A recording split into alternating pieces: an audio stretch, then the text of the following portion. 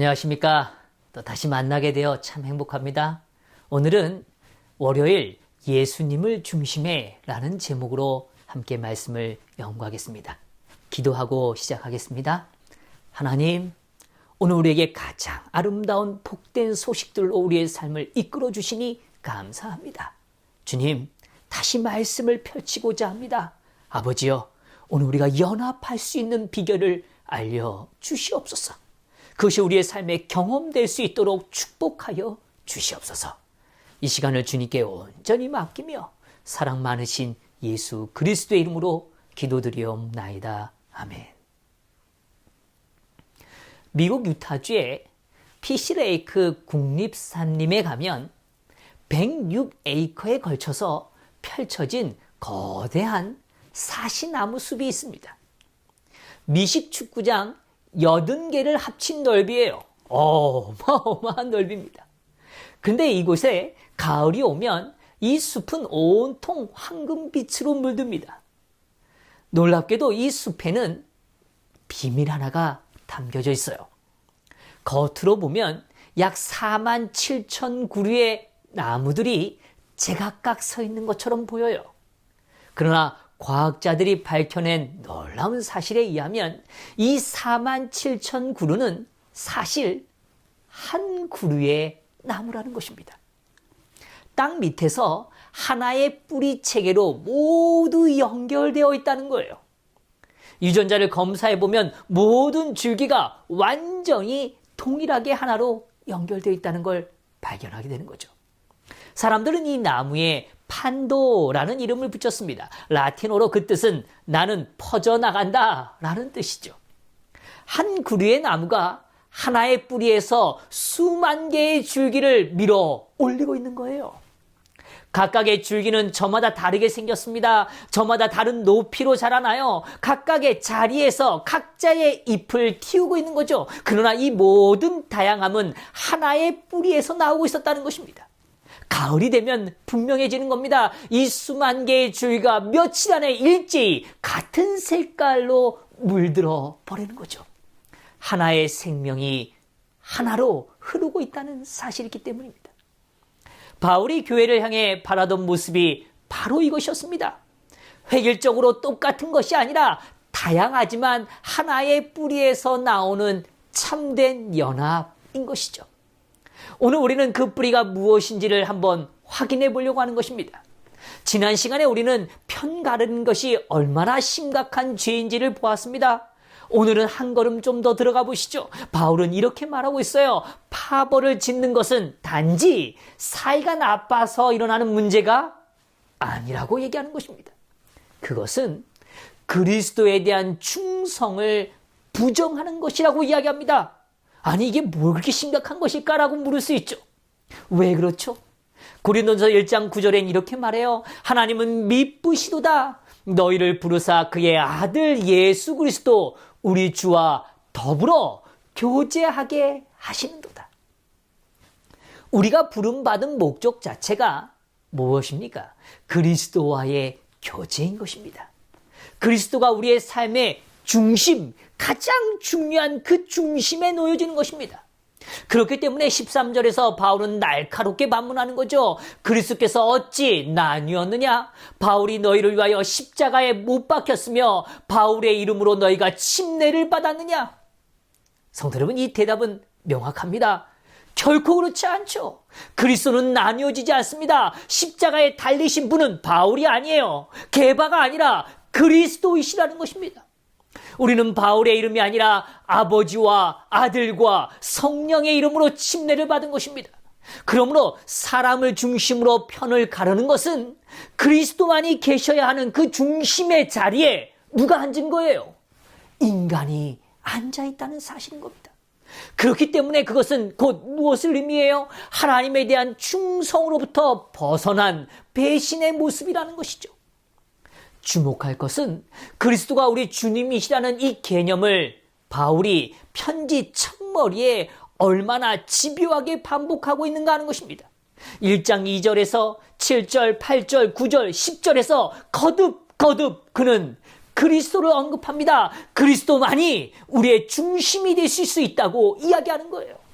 성도 여러분, 잘 기억하고 우리가 좀 생각해 보시자고요. 파벌이 일어나고 오늘 지도자에 관련된 문제들은 그런 얘기를 본격적으로 끝내기 전에 바울은 먼저 우리가 예수를 중심으로 모시고 있다는 것을 매우 중요하게 다루고 있는 것입니다. 교회의 중심은 사람이 아닙니다. 지도자가 아니에요. 예수님이라는 것입니다. 문제를 다루기 전에 바울은 아주 분명한 기둥을 우리 앞에 확고하게 세워주는 것입니다. 우리의 삶의 중심은 누구라고요? 예수 그리스도라는 것입니다. 근데 바울이 원하는 이 연합은 모두가 똑같아지는 획일성이 아닙니다. 성도 여러분, 오케스트라를 한번 떠올려 보시자고요. 바이올린의 섬세한 선율, 첼로의 깊은 울림, 트럼펫의 당당한 외침, 팀파니의 묵직한 두드림, 이 악기들은 저마다 소리를 가지고 있어요. 그것은 완전히 다릅니다. 어느 하나도 서로 닮지 않았어요. 그런데 이 다른 소리들이 한 지휘자 아래서 하나의 악보를 따라 그들의 음악에 집중할 때 어떤 단일 악기도 낼 수 없는 웅장한 교향곡이 태어나는 것이죠. 여기에 핵심은 분명합니다. 만약 모든 악기가 똑같이 바이올린이라면 그것은 그런 웅장한 조화를 만들어낼 수 있을까요? 아니요. 오케스트라의 아름다운 악기가 다르기 때문에 가능한 것입니다. 바울이 고린도전서 12장에서 몸의 비유를 언급해주고 있죠. 눈과 손과 발이 서로 다르기 때문에 몸은 온전해지는 것입니다. 온전한 기능을 감당할 수 있는 것이에요. 교회는 서로 다른 은사를 가진 사람들이 하나의 지휘자, 곧 그리스도 안에 그리스도를 따를 때 아름다운 화음을 내는 것입니다. 성도 여러분, 생각해 보세요. 내가 가지지 않은 걸 나의 주변에 또 다른 형제는 가지고 있다면 얼마나 감사합니까? 나는 외향적입니다. 그러나 그 사람은 내향적이라면 그 사람은 더 섬세할 수 있다는 거죠.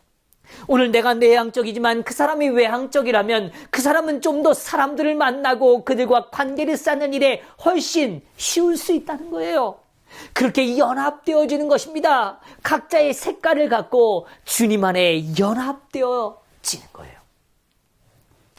하나님의 사업에 바쳐진 생애는 그 개성이 개발되고 아름다워질 것이다.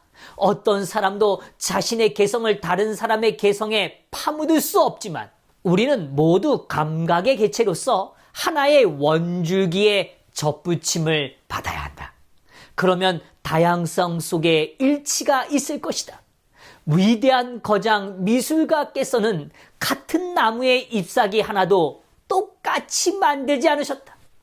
그와 같이 그분의 창조력은 누구의 마음에도 완전히 똑같은 것을 주지 않으신다. 그들은 끝없이 살도록 창조되었으며 완전한 연합이 있어야 하며 마음과 마음이 융합되어야 한다. 그러나 어떤 두 마음도 같은 성격과 형태가 되어서는 안 된다. 여기 좀 더 말해주고 있습니다. 교회는 그분의 정원이며 다양한 나무와 화초와 꽃으로 단장되어 있다. 그분은 우수초가 백향목의 크기가 되기를 기대하지 않으시고 감람나무가 종려나무의 높이에 이르기를 기대하지 않으신다. 성도 여러분, 그리스도의 연합이란 주제에서 우리는 분명히 이해할 사실이 있는 겁니다. 하나님이 이미 우리에게 연합을 보증하셨다는 거예요. 엄격하게 말하자면 우리의 역할은요, 연합하게 만드는 것이 아닙니다. 연합 안에 머무르는 것입니다. 연합을 얻어내는 것 아니에요. 우리가 쟁취해내는 것 아닙니다. 하나님이 주신 연합을 유지해가는 것입니다. 예수님은 이러한 연합의 특성에 대하여 요한복음을 통하여 분명하게 말씀하시죠. 나는 선한 목자라. 나는 내 양을 알고 양도 나를 아는 것이 아버지께서 나를 아시고 내가 아버지를 아는 것 같으니 나는 양을 위하여 목숨을 버리노라. 또 이 우리의 들지 아니한 다른 양들이 내게 있어 내게 인도하여야 할 터이니 그들도 내 음성을 듣고 한 무리가 되어 한 목자에게 있으리라. 성도 여러분, 우리는 그리스도 안에 있는 것입니다. 다양성을 가지지만 연합되는 것입니다. 그 일을 누가 해주신다고요? 그리스도께서 이루어 주시는 것입니다. 고린도전서 12장 27절엔 이렇게 말해요.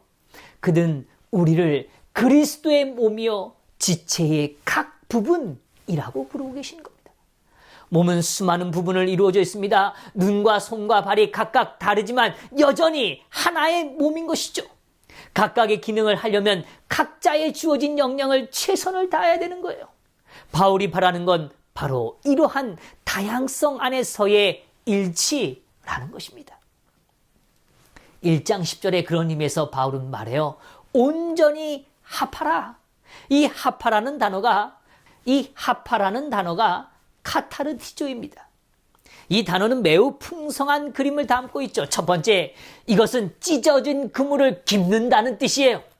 마태복음 4장 21절과 마가복음 1장 19절에서 야고보와 요한이 배에서 그물을 깁고 있을 때라는 이 깁는다는 단어가 카타르티조인 것입니다.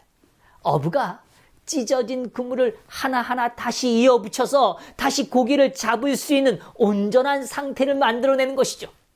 둘째로 고대 헬라 의학에서는 이 단어는 부러진 뼈를 맞춘다는 뜻이 썼습니다. 어긋난 뼈를 제자리로 돌려놓고 다시 붙어 온전한 기능을 하도록 만드는 것이죠. 셋째로 이 단어는 분열된 것을 다시 하나로 세운다는 정치적 용례에도 사용되었습니다. 이 단어는 파벌로 갈라진 도시가 다시 화합된다는 의미로 사용되어진 것이죠. 이 세 그림이 하나로 모여진 것입니다. 성도 여러분, 사람들의 갈라진 건 인간의 힘으로는 결코 하나 될 수 없습니다. 카타르티죠. 완전한 원래의 모습으로 복구되어지는 거예요.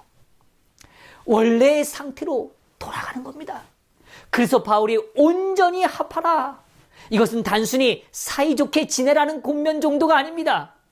사이에 갈라졌고 어긋났고 깨져버렸던 관계가 그리스도로 인하여 마치 그 그물이 완전히 회복되고 부러진 뼈가 맞춰지고 완전한 상태로 회복되어지듯이 그렇게 하나 되어지는 것입니다. 그리스도 안에서 하나 되어질 때 그 결과와 과정 속에 분명히 드러나는 것이 있죠. 그것은 우리의 개인적 자아가 죽는 것입니다. 이 자아의 죽음에 대해서는 우리가 수요일 소지에서 좀 더 깊이 다루도록 하겠습니다.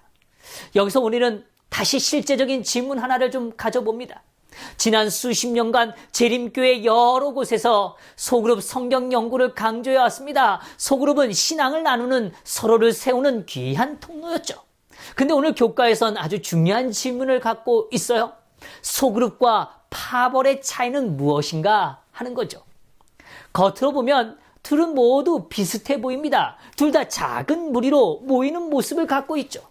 그러나 그 뿌리를 보면 완전히 다른 거예요. 우리가 서론에 살폈던 그 숲의 모습처럼 각각의 줄기가 하나의 뿌리로 연결되어진 것처럼 건강한 소그룹은 그 뿌리가 하나로 연결되어 있다는 거예요. 그 뿌리는 분명 그리스도이시고 그 열매는 교회 전체의 유익으로 흘러간다는 것입니다. 반면에 파벌은 뿌리가 갈라져 버린 거예요. 그 뿌리로부터 벗어나 버린 것입니다. 그리스도라는 공동체의 뿌리부터 떨어져 나온 것입니다. 우리 모임, 우리 리더, 우리 방식이라는 자기만의 뿌리를 내리기 시작할 때 소그룹은 무너지게 되는 것이죠. 그러면 이렇게 파별로 변질되지 않으려면 우리는 어떤 것을 주의해야 될까요? 첫 번째, 뿌리를 늘 점검하는 것입니다. 우리 모임의 중심에 그리스도가 계신가? 아니면 특정 인물이나 우리끼리의 결속에 있는가에 대하여 끊임없이 자문해 보아야 하는 것이죠. 둘째로, 문을 여는 것입니다. 파벌은요, 늘 문이 닫혀 있어요. 우리끼리가 강해서 파벌에 가까워지는 겁니다. 건강한 소그룹은 새로운 사람을 받아들이는 일에 절대로 저항하지나 불편해하지 않습니다. 늘 열려있는 거예요. 그 사람이 어떠하든 수용할 수 있는 힘이 생겨나는 것이죠. 셋째, 교회 전체를 세우는 방향으로 흘러가는 것입니다. 오늘 그 뿌리가 하나의 양분에서 흘러나서 오늘 교회를 더 아름다운 성장으로 이끌어 가는 것입니다. 교회가 더 큰 목적을 향하여 작은 자기중심적 생각들을 완전히 내려놓게 되는 것이죠. 엘렌 화이트는 다음과 같이 권면해줘요. 참된 믿음에는 사랑이 따른다. 그 사랑은 가정, 사회, 삶의 모든 관계에서 나타난다. 그 사랑이 있으면 난관을 이겨낼 수 있고 사탄이 우리를 괴롭히려고 일으키는 사소한 분쟁들을 뛰어넘을 수 있다. 성도 여러분, 십자가를 높이십시다. 그분만이 우리의 참다운 뿌리로 두시게 되기를 간절히 바랍니다. 그리하여 오늘 우리의 교회가 더 하나 되는 큰 축복을 누리시는 귀한 우리 성도님들의 삶이 되시기를 간절히 바라면서 오늘의 교과를 마치겠습니다. 기도하겠습니다. 하늘에 계신 아버지 하나님 감사합니다. 주님, 오늘 우리의 공동체의 중심이 그리스도이심을 보여주시니 감사합니다.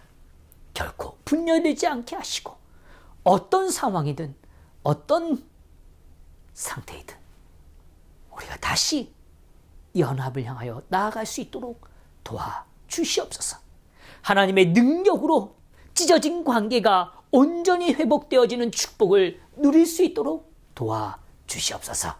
주님, 이 모든 것 감사드리며 사랑 많으신 예수 그리스도의 이름으로 기도드리옵나이다. 아멘.